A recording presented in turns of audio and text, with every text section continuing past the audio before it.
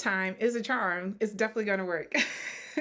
Let's see if I can keep this short and simple to the point as we embark on another episode of Friday Night Knits. This is episode 11. I am so happy that you tuned in to hear about my current works in progress, potential plans, as well as the potential sparring that we can all do whenever we are planning a project. So if this is something you're interested in, please sit back and relax and hear my knitting rambles. But first things first, I just want to say thank you so much to the recent subscribers to the channel. I'm so grateful for all of you who are joined in and who are enjoying the content I'm producing. This is just a low risk, high desire to share what I'm doing with the world. I have really no goals with this channel. It's just another way of journaling almost like, but just sharing my reflections with folks. But anyhow, let's talk about why I'm here today.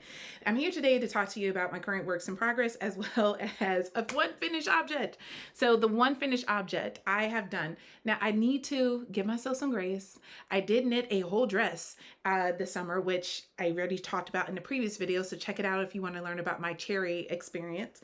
But I finished my beautiful rainy day tee by Sari Norland. I used some leftover, well, actually some frog yarn in my collection to make this beautiful garment. It came out so lovely. There's some little this and a little that. For example, as we all do, some of us don't read the pattern. Some of us don't read the directions that say how many stitches you're supposed to pick up. Some of us pick up more stitches than you're supposed to, and it results in a collar that is too big. Some of us don't know how to weave in ends. Let me just get to that side. Oh, there it is. And this ends up happening because we don't know how to weave in ends, you get a little scar. But it's okay. Scars are beautiful sometimes. And this scar is lovely. And the fact that I've been wearing braids and probably will continue to do so for the next couple of months, it's perfectly fine that I have a little bit of a scar in either the front or the back of the sweater, depending on how I decide to wear it. I used yarn from a collaboration between Tony Lipsy and Sorella. It came out amazing. I used my wool wash from Sorella, and I think that's a part of the reason why I like the garment so much, because the wool wash just makes it smell so fresh and beautiful. I'm just like, yes, good job, Rachel. Give yourself a little pat. However, I do have some unfinished objects that I wish I could share with you and tell you that it was all glorious and it came out beautiful. The first object that has to be frog, redone, and repurchase of yarn is the Coming Together shawl. Bum, bum, bum.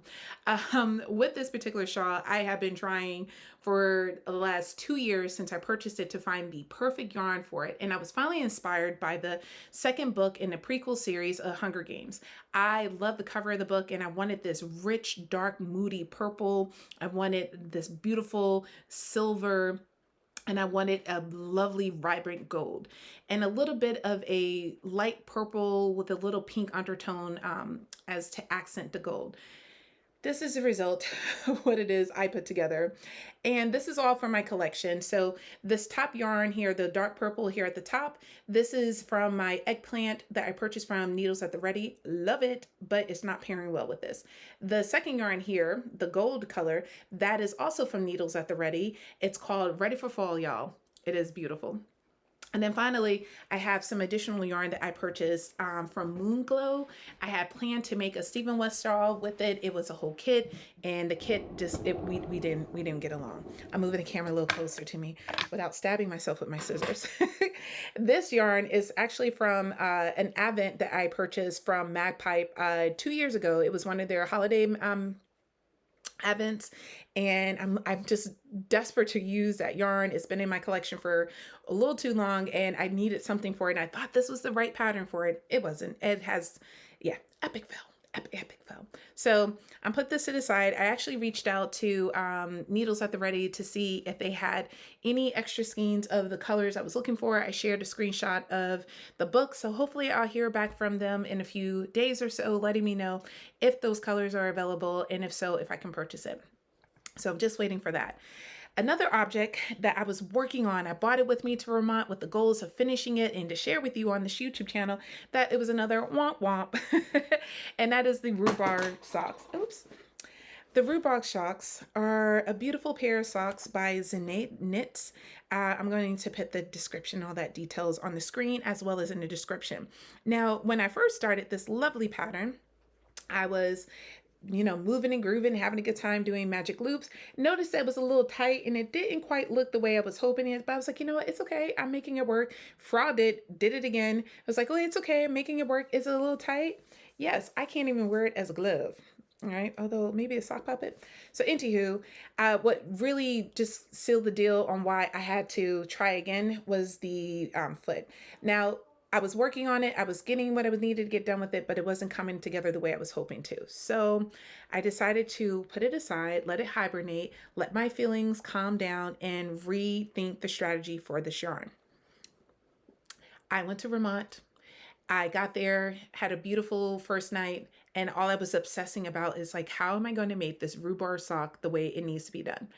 And I was looking at the needles I had bought with me, and I thought maybe if I change up the needles. I noticed that I was having that laddering on the side, despite tightening the stitch and following all the suggestions about avoiding laddering. I was still experiencing that. So I gave myself the grace of knowing that maybe if I change up the materials I was using to make this sock, that I can actually have a better outcome. So I decided to go to the local yarn store in St. Johnsbury to give myself this opportunity. When I was there last year, I was able to purchase a bag called Solar Bag. So here is the bag I purchased from that store last year in St. Johnsbury. It's the one and only yarn store, so you should be able to find it on your own accord. But as you can see, it's such a cute and adorable bag. I have kept all types of projects in this bag, so I gladly brought it with me. So I went to the yarn store with the intention of A, getting another bag, and B, seeing if there was a yarn there that really spoke to me, and then finally getting some knitting needles that could potentially help me improve my experience with making the Rhubarb and Custard socks. So while I was there, I was able to find some 9-inch circular needles. And because I am a pretty tight knitter when I'm doing color work, especially color work socks, this is my second pair of color work socks, I decided to go up a needle size. So instead of doing 2.5 millimeter needles, I decided to go up to 2.75. And that was a very good decision because I can now put my hand in it, because I couldn't even do this with the other sock. So it's working. So I was happy about that. Can I put my whole hand? I don't want to mess up. I don't want to throw it out the needle. Yes.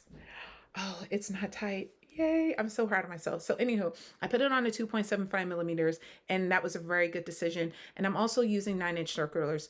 Magic Loop and I are best friends. I love Magic Loop. However, the 9-inch circular needles, I think it's going to be a better fit for color work. This was suggested to me on various podcasts, including Summer Lee, and for whatever reason why I ignore the expert opinions about doing color work on socks, I don't know. I could do two 16-inch like the circular needles, but again, this is what is working, so I'm going to stick to it. So I'm so glad I made that purchase. While I was there, I also ended up purchasing another pair of knitting needles, because just in case my needles that I had, the 9-inch circular didn't work, I wanted to have a backup plan because I can't be in Vermont without a knitting project. So while I was there, I saw this, I think it's called Lackey or Lakey. I don't know. I'm probably saying it wrong, but it's Lykke. They're a knitting brand that I've used. I use their shorty needles, and here we go. Here are the fixed circular needles that I purchased. And so again, I got these just in case the 9-inch circulars were not going to work, because I thought maybe if I tried the wood, that this will give me a better knitting experience. Fortunately, the 9-inch circular needles hit what I needed it to hit. So rather than give up on the yarn I brought with me, I decided to cast on another pair of socks. So I was outside. It was a beautiful afternoon. The weather had calmed down, so the heat had dropped enough where you can sit outside and be comfortable. That's one thing I love about New England. If you sit in the shade and there's a nice breeze, you're going to enjoy yourself. So it was one of those days. So anywho, I went ahead and cast on a cuff. The cuff came out very lovely, and I'm like, okay, I love the texture of it, but I don't see myself doing a 2x2 ribbing all the way down. What's a pattern I could potentially do that's going to give me a nice textured experience? So I went into my knitting library and I saw that I purchased a pattern called Turkish Delight. It allows for you to use fingering weight yarn with 2.5 millimeter needles. And so Turkish Delight ended up being cast on. Now that particular pattern invites the knitter to start from the toe up, but I decided to obviously do it cuff down. And I'm very happy with my choice. This was a good fit for me, and it's coming along exactly the way I have envisioned the sock to be. So I love the texture. I love the fact that you can also see more of the beautiful yarn on the back. This is, again, the yarn I purchased from Needles at the Ready. It's Fall Y'all. Highly recommend it. I believe it's 75%. The one I purchased was the 75% merino and 25% nylon, if I remember correctly. I decided to do a shadow wrap heel. This is my favorite heel. Whenever I am doing a sock, this is a heel I know is going to fit my foot and that I can almost guarantee avoid any ripping or tearing. Now, I know others have preferences like with the heel flap and gusset, but for whatever reason, I am not a strong candidate for that. And the Rhubarb and Custard socks, those are heel flap and gusset. So I'm trying to mentally prepare myself for doing that. But right now, it's not looking too good. However, this is going along really well, and I'm enjoying the experience thus far. So I'm going to go ahead and put these away. So again, while I was at the yarn store and I purchased the fixed needles I just shared with you, I also purchased some DPNs just in case that would be a better fit than a 9-inch circle or the fix. And it turns out didn't need those, but I'm glad to have an extra set of DPNs because you never know. I lose those very easily. However, while I was there, I saw this beautiful yarn. So where's the camera? There's the camera. Okay, there we go, right there. And this yarn is called, nope, not that. Let me find the tag. Here it is. It's called Suno by Haiku or Haiku. I'm going to put the full brand here on the screen. There you go. Now with this particular yarn, it's 80% merino superwash and 20% bamboo. You get 255 yards. And at the yard store I went to, I purchased it for $16.99. The color here is called Shifting Sands, and the color number is 1108. Or 1108, excuse me. So if you are loving this color, definitely check it out. I like it. I decided, because I purchased it with the intention of potentially putting it in my coming together shawl, but I don't know, I just changed my mind last minute with it, and I'm glad I did, because what I ended up doing is going through my Ravelry and seeing, do I have a pair of mittens that I can potentially cast on? I love knitting gloves and mittens. It's not something I'm very strong at, but I have the same interest in it like I do with socks. It's a challenge for me. And I like doing them for myself. I don't want to make gloves for anyone else because until I get better at it, I don't feel comfortable doing so. So with that said, I'm going to just use one of my colorwork knitting patterns that allows for this size yarn, and I'm going to make a pair of colorwork gloves with that. So very glad I have a clear project in mind for that. It's sitting in my queue. Now I just need to find time to do it. So hopefully I will, especially if I can get this up and loaded. So those are two of my current works of progress, as well as one potential work in progress. The other item I want to share with you that is not an accessory, but an actual sweater garment that I'm using to distract myself from my 2025 Rhineback sweater is a freestyle shirt. Now, this particular purchase was made last year when it came out. I love the intentional collar, the sleeves, and the hem. Like I love the design of it, and I've been waiting for the right yarn to do it. And I don't know what was going on, but for whatever reason, I decided to actually look carefully at the pattern just to have a better feel for it. And I'm so glad I did, because I read finally that it calls for sport weight. And I'm like, oh, was it sport weight the whole time? And so I was like, I didn't realize that. And I have sport weight yarn. And because this is a shirt and I thought I could use it for like, the time of the year where it's a little warm outside, but not too warm, but comfortable enough, I thought it would be perfect to use my yarn I purchased from Pick Up Every Stitch a few years ago, and I ended up having to buy an extra skein. So here's the name of the brand, Amino Awa. It's 55% baby alpaca, as well as you can see 26% merino wool and 90% Prima cotton. For every skein, you get 328 yards. And so the pattern, the size I'm doing, I need exactly 1,200 yards. And so that extra 28 is going to give me a little bit of a cushion because I have 4 skeins of it. And the great thing is that the pattern is so dope and easy to read. And she gives you directions on how you can turn it into a striped situation. I am going to do a solid. What I've noticed with this particular yarn, I'm actually going to show it to you just in case you're curious. Here's a yarn. My yarn is all wound up because I'm ready. I'm ready for it. And it's all tangled up too because apparently I'm not as ready as I like to brag. Okay, it's attached to this. So here's the yarn all caked up. It has, like, you can see the white from the cotton, or it's a little fuzzy from the alpaca, and it's definitely very soft. But when I tried pairing it with some Spincycle yarn, so this is my attempt to do the shift again. As you can see, I got pretty far. One thing I noticed is that it just does not pair well with other garments. And so what I decided to do, rather than use it for other projects, I am going to stick to just doing a solid because I don't want to purchase another skein of yarn. And I already have 4, which is more than enough what I need for the pattern. So I'm happy with my decision just to use what I currently have in my collection rather than buying more yarn that I don't really need.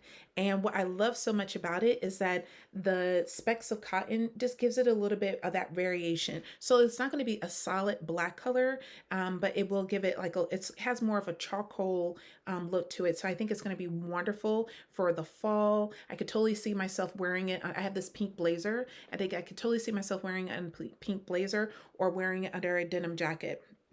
So this was a wonderful find in my collection because I'm going to be honest with you, I completely forgot about it.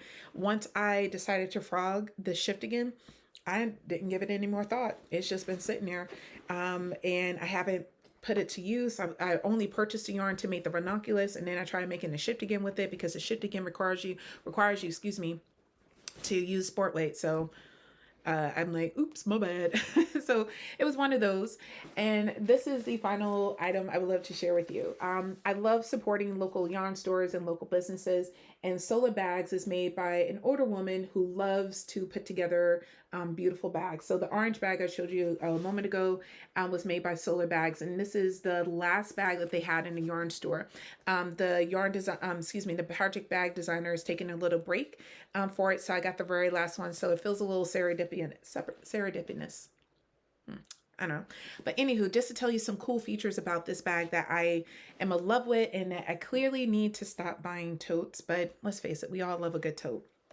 It has this little pocket here. It has a zipper pocket here, and it has 2 pockets inside. And I love the drawstring. The drawstring on my orange one has been surviving, and I have definitely put it through the trenches. And what I love so much about this is a very big project bag that I know I can knit a comfortable sweater in here, and I'm going to add my socks to it as well. So it is coming with me to Vermont. I'm going to see how much work I'm able to get done before I hit the road to drive back to Vermont this weekend to do one more workshop. And then the rest of my workshops are at home while I take the kids to camp. It's going to be fine. I got this.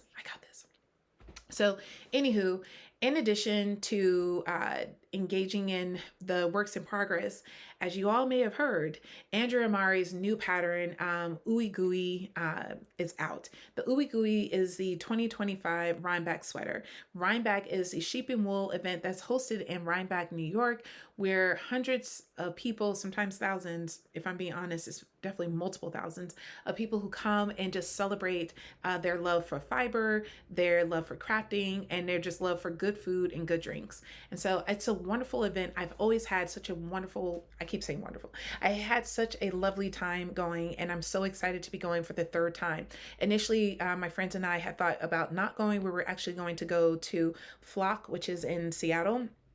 but I decided to work the whole summer, so I don't have any free time to go to Flock this year. So since I can't go, we compromised by going to Rhinebeck, and let's just face it, we had such a good time. So we went ahead and reserved the same Airbnb that we stayed in last year. It was in a good distance. It wasn't too close to Rhinebeck where we would be stuck in traffic, but it wasn't too far where we'll be spending hours on the road just to get to the location. The other great thing is that it was pretty close to some of the other events that we went to as well, and it's no different this year. This year, we decided not to buy tickets for Cake Palooza or Indie Untangled. Although we had a wonderful time at both events, we just wanted to try something a little different. So our Friday night activity or Friday day activity that we're going to the Woolen Affair. My sister-in-law and I went the first time that she and I went to Rhinebeck. We went there, had a great time. And so we missed the opportunity to buy tickets last year. So fortunately, we were able to do it this year. So I'm really am excited about going. The farm was beautiful. The atmosphere was lovely. The band was great. Just sitting outside by the fire and just knitting and chatting. I had a ball. So I'm hoping that this year will be that same experience too. So we're doing the Woodland Fair. Cannot wait. So that's the reason why I need to get my 2025 Rhinebeck sweater done. I've already know what outfit I'm going to wear on Thursday. I plan on wearing my dress that I knit either on Thursday or Friday, depending on which one is the warmer of the 2 days. In regards to the second day of what I'm going to wear, maybe I'm not as confident in that. I could potentially, depending on the weather, wear one of my knitted tops and just wear like a blazer or a jacket with it, so that way if the temperature gets hot I can take it off. The other option I can take into to consideration is my Illuminate sweater, which is one that I absolutely love. It's one of my go-to, like, look how pretty I look sweaters. So that might end up coming with me, so we'll see. It really just depends on the weather, if I'm going to wear a top or if I'm going to wear a full-on sweater, because I can even wear the rainy day tee that I just finished. So we'll see.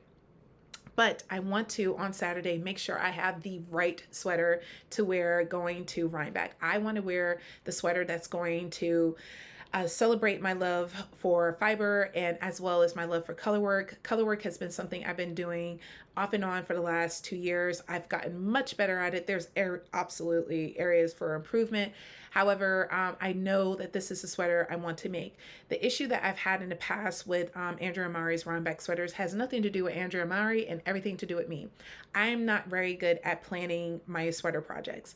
I do a phenomenal job planning a lesson. I can take one idea and make an elaborate, amazing lesson plan for my students. Any other teachers teaching AP AFAM or AP Gov or AP US History, they just need some support in tweaking on the lessons. I got them. I can help you plan. I love planning. Why can't I do that with knitting? I don't know. Actually, I do know. The main issue is that I try to force it.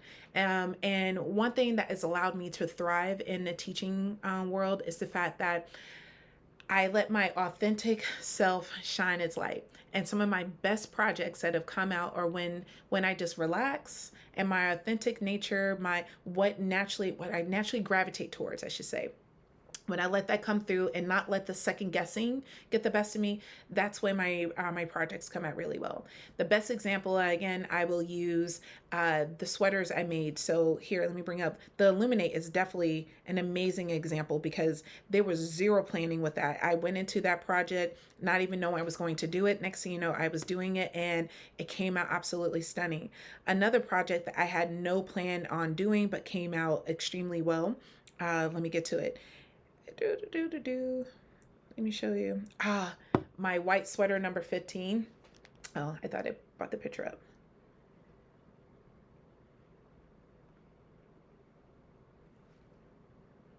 I love that sweater. That came out so well. Now, it wasn't one of those where I was like, I am going to make this project. I need it done. It was just one of those, I'm like, you know what? I have the yarn. I'm going to go for it. Same thing with my black brush alpaca Wednesday sweater. It was one of those random ones where I was like, I want a nice oversized cozy sweater. I saw the pattern. I went back and forth between that one and another one of her high collar sweaters. And I was like, you know what? I'll go with the Wednesday sweater. I think it would be a good fit. Glad I did it. Purchased it and ended up casting on right then. So I think I realizing that I need to just trust my instincts a little bit more and stop second guessing myself. It's just you get so distracted by the beautiful yarns, the beautiful pairings that people are putting together with it, and especially looking at the Ravelry page that Andrea Mowry has created for this knit along. I'm already feeling like, oh, maybe I should do this or maybe I should do that. So what I am going to do is the following. The first step I took was saving up money. So yes, I'm working my butt off this summer, and obviously as a teacher, the school district I teach at, we get paid for the full year. There are some school districts where whatever the last day of school is your last paycheck, and you don't get paid until the start of the school year again. So every school district is different. But fortunately, mine pays us throughout the year, so that way you're not scrambling for money to a degree. But I also do a lot of consulting. And education consulting has been supplementing my income. So I've been using some of that extra money that to create a little savings for myself, so that way I can go on my Rhineback trick as well as purchase the materials needed for Rhineback. So I have a nice little chunk growing, and I put aside a specific amount of money because Andrea Mowry's suggested yarn, tends to be a little expensive. She tends to use what is that called? Spincycle. And I noticed she uses the Fiber Daughters pretty often as well. And I just didn't want to, and I say this, spend the money the last 2 years with it. I was like, no, can't do it. And then I end up spending the same amount of money had I just purchased the kits associated with it. And then I tell myself, well, I don't want to have the same type of pattern as someone else. Because what I love so much about this knit along is that there's so many variations that come out. And then that's a foolish thing for me to say as well. And because again, these are all the thoughts that are going into my head, all right? Reason why that is a foolish thought to say like, well, I don't want this, if I buy a kit, it's going to be the same as someone else's, is that one of the beautiful things about Spincycle is that it's a different variation of color each time. Whenever you pick a skein, no two skeins are the same. You can find some strong similarities to them, but they're not the same. So take these two skeins for example. Both of them are called, let me tell you the exact name. This is purchased from Circle of Stitches, and it's called Cabinet of Curiosity. They're both called Cabinet of Curiosity. They both are made by Spincycle. They both have 200 yards. They both are 100% American wool. As you can see on your camera, these are two totally different yarns. This one has more green and orange, whereas this one has a darker green, more purple, more blue in it. And so two totally different versions of it. Whereas I have another one. Oh, here it is. I've used a little bit of this one. Whereas this one, it's similar to this, but it has more green in it and less blue. And so but it also has more pink in it. So even if you do buy a kit, you are still going to get your own unique version of what that's going to come out as. So I shouldn't use it as an excuse as to why not buying the kits. So what I decided to do, rather than go down the rabbit hole of talking myself into buying a yarn and then talking myself out of buying a yarn, I went ahead and narrowed my options down to 3. So option number 1 is obviously the suggested yarn. And so the suggested yarn is Spincycle's Dye in the Wool Sport and the Farmer's Daughter Fibers Spinster Daughter Sport. And now both yarns are beautiful, but both yarns are expensive. Both are $34 and without taxes. So rather than spending an astronomical amount of money, I went ahead and bought 2 skeins. One of the skeins is from Farmer's Daughter Fibers Spinster Daughters. Man, that is a mouthful. And then I bought another skein of Spincycle yarn. For whatever reason, maybe because I'm still coming off of the high of knitting the Illuminate, I am feeling pink. Although I have 3 different purples in my collection, which I could end up doing as well, my mind keeps gravitating towards the pink. I do have little balls of skein of leftover yarn because I did a lot of color management with my Spincycle yarn for previous projects I've used it in. And so that's the reason why I've been going back and forth. And I still plan on knitting the Illuminate. I haven't quite decided, not Illuminate, excuse me, my Shift Again. I need to find the right sport yarn for it, and hopefully I will. As soon as I find the right yarn for it, I am going to knit the Shift Again. But in the meantime, I want to make sure that I don't overspend and buy yarn that I am not going to end up using. So I only bought 2 of those skeins. Once it arrives, I'm going to do a massive swatch of it. and then I will go ahead and measure it. And so to see if I get gauge. If I love the fabric and I get gauge, I'm just going to go with that and call it a day. The pink I picked was really pretty and bright, but I don't know if that's the one I'm going to end up getting, because you never know which one you're going to get when you order it from Spincycle. Like you know what the name of it, but it could be different. And that's actually part of the excitement. It's almost like a mystery wool that's coming to my home. So I'm looking forward to that. I also purchased it was on sale by Bendigo's Woolen Mills. It's an Australian wool / yarn store where they actually have a farm with beautiful sheep that they share, and they have a mill on their farm, and they produce the yarn through that way. And the colorways that they had were outstanding. And when I was looking at it, I'm like, I could either use it for my Ooey Gooegy Sweater or my Shift Again, because both of them could work really well with that. So I'm really excited about that. That's on its way as well. That probably won't get here until mid-August. And so by then I'm either going to go with the suggested yarn by Andrea and Mowry, using my Australian yarn, or using the yarn that I have in my collection. So this is what gets me in trouble. I don't have a very large quantity of sport weight yarn. I actually have 1, 2, and 3. I have 3 sweater quantities of sport weight yarn. That's what everything else is. The other sport weight yarn I have is 1 skein. And so what my goal is to, if I'm going to use for my collection, I had to make myself do a swatch. First, I had to see if I even like the color pairing with it. So that's what I did first. So here, let me just bring this up. I did a little baby swatch just to see if I like the color pairing, because if I like it, then we can move forward with it. So here's a color pairing of it. I liked it. So I was like, okay, this is much better than what I thought. The thing is that I did not get gauge. And I know this is a little baby swatch, so can I really measure gauge? Yes, actually I was able to. I had got 30 stitches unblocked, and Andrea and Mowry always recommends that you block it. So if I were to block it, which will, help it grow a little bit, I think I can get around, it's going to probably be between 27 and 28. I still haven't blocked it yet, so I don't know for certain. So it'll be around like 27, 28. That will give me about 6 inches of positive ease, even though the pattern calls between 4 to 5 inches. So what I was thinking, since color work is one of those things I tend to tighten up, as you can see, I puckered up a little bit there. I decided that I'm going to go up a needle size when I'm doing the color work, but use the suggested needle size for the main body, and then go down a size. This is, if I use this yarn, it's going to call for a lot of modification, which is not necessarily a bad thing. So I just need to make a decision. Do I want to engage in modifying, or do I want to use this yarn for something else? The great thing is that I have over 1,200 yards of this particular yarn. It may make more sense for me just to go up a needle size and just have fun with it and do some sweater math. And the other fun thing is, if I were to move forward using that yarn, I can use the yarn that was gifted to me by one of the members from my online knitting group with Knit Together with Kim and Jonna. Kim and Jonna host this for certain member levels. We all get together once a month just to share what we're working on, life, and just so on. It's great conversation. Have a lovely time every time I'm able to log on, I should say. But I had mentioned to the group last year that I was going to Kansas City, and one of the members, who was there, she was like, oh, well, I live in Kansas City. You should check out this particular yarn store. She told me about it. I was like, oh, if I can get there, I would. The yarn store's hours of operation would have closed at least 30 minutes after I got out of work from the reading. So there was no way I was going to be able to make it in time. And so instead of me ordering or just giving up, she was kind enough to bring me a skein of yarn to the hotel I was staying at. And although I didn't get a chance to see her, it was really nice of her. She had a little gift bag. I still have the gift bag. It was so thoughtful, and I would love to use this yarn to express my gratitude to her for purchasing it.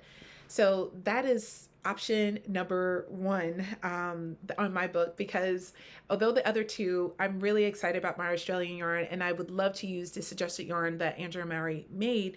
This is just so much sentiment in this, and I don't know, I'm leaning towards that. But I also don't want the same hiccups to happen with my frame sweater and my tessellated vest. With my tessellated vest, I just spiraled. I could not make a decision, and it was instead of like moving forward, it kind of like locked me in.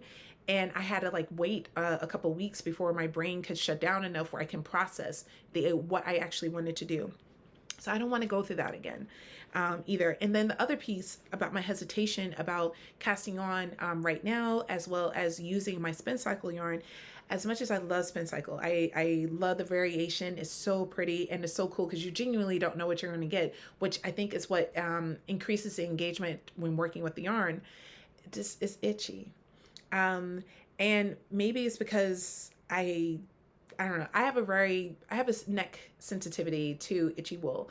And when I rub against my neck, I'm like, nope, it does not feel good at all. And the way that the pattern is written, it looks like you're using your contrasting color first, and then you're going into the main color of the body. And obviously I can switch it up. I can try other things. Heck, I have Townhouse. I have that same what is that? The same Sorella yarn, but in this hot pink, which will pair well with that. But that's not what I want to do. I can also use some mohair or Suri alpaca that has some variation in it in the yarn as well. So right now I am just trying to decide which one I'm going to do, which is why I'm not going to touch it until I can make a decision, because, excuse me, I don't want to purchase a yarn or start casting on with it knowing I can't wear it around my neck as well. And looking at the collar of it, it looks like it's a pretty high collar, and I want something a little softer on my neck. So we'll see what I will end up doing. One thing that came to mind that I could potentially do is use my neighborhood fiber yarn. My only hesitation about this is that I cannot remember if this yarn bleeds or not. It's been a long time since I've used it, and I don't want to unwind it until I'm certain. But if this is one of the things I really love so much about this yarn, it's the following: that it's 80% merino, 10% cashmere, and 10% silk. And the way that it's spun, it is so soft. So that's why this is on their Capital Luxury Sport. Right now, Neighborhood Fiber is taking a little hiatus from yarn dyeing and selling their yarn, and hopefully they'll come back to it. But this was, I made 2 garments using this yarn, and one of them I accidentally put it in my wash, and it got washed in my washing machine. I was so heartbroken. So I don't think that this will bleed, but I'm not 100% sure. I could, bite the bullet and just swatch it. Or actually, I just realized, see, this is why I love podcasting, because you know what I just realized? I used this exact skein of yarn last year for my frame sweater that did not happen. And let's see if I sure do. And yeah, I can see right here whether or not it bled or not. And looking at it, looks like there was a little bleeding. See here, this was supposed to be the frame sweater from last year. Yeah, so there was a little bleeding that took place in the superwash wool, but not too much. And I think if I use a color catching item, that it can help avoid it. But maybe I can use this yarn after all. That might be happening. I do like the idea of the color variation, but one thing I can say is that if I were to move forward with that, I can put a pin in the Sorella yarn and potentially use this fingering weight yarn here. You see how I don't know why I didn't do this last year with the frame sweater. That was a oops, my bad situation. Heck, maybe I'll make the frame sweater. But yeah, I don't know. I have some ideas. I definitely have some ideas. I think what I am going to do is, one, take out this beautiful pin that my department chair, my first department chair at the high school I teach at, gave me. She gave me this little pin. I'm going to take that out, put that somewhere safe, and maybe, okay, and take out another, I didn't even see this Bell stitch marker, and maybe I'm going to finally frog this and make a swatch using this. We'll see. I have some ideas. I have lots of ideas. Yeah, this was, whoa, this would have been way too big on my body too. Oh my gosh, Rachel, what were you thinking, girl? There was a lot of hot messes that were happening last year. This is it. I don't want that to be an issue this year. The great thing is, there's so many great things I want to take a moment to pause. With the 2025 Andrea and Mowry Ooey Gooegy Sweater, a couple of things. First, it's top down, so I will be able to try it on. As you can see, bottom up and I aren't always the best friends, so there's that. Number two, I definitely can take the time out to make up a good swatch. And I'm going to look back to see what the needle size I use for this, because this will give me an idea about the swatching. And then finally, I could definitely see, again, like where there was some bleeding that took place with the yarn I used, but I used the superwash yarn. And maybe if you use superwash yarn, it will help avoid some of the bleeding. So I don't know. This is why I'm not going to cast on until I am absolutely positively certain about what yarn I'm going to use, because I have multiple options. The part that's killing me right now is that I would love to use the Sorella yarn, but I'm a little concerned about using the Spincycle because it does not feel good around my neck. But I could try using hair conditioner in the wool to help soften it. So that's what I should do. The smart thing to do is to do a swatch using a Spincycle yarn, and then to see how that feels against my neck and see if I like it, and if it does soften up more once I because I do have other Spincycle yarn, and yeah, it actually does soften up now that I think about it. So I need to just stop second guessing myself. Sweaters, what are you gonna do? Anywho, that's what's happening here in the Commonwealth of Massachusetts. Me just trying to figure my life out in terms of these knitting projects. I got so many things on the needle, it's not even funny. However, I'm super excited about my 2025 project, and we shall see if I am going to be successful at planning out the right Rhinebeck sweater. I might just go ahead and order the kit. I think that might be the safest and smartest thing to do. And the other option I do have, I just want to say, the other option I do have, which will pair very well. I don't think this is sport weight. I don't know what this is. This is another Spincycle yarn. I honestly have no clue which type of Spincycle it is. It's clearly not dyed in wool. It must be something else. But why I was considering this one, it appears to be more fingering weight than actual sport weight. It looks thinner than the, actually they look about the same.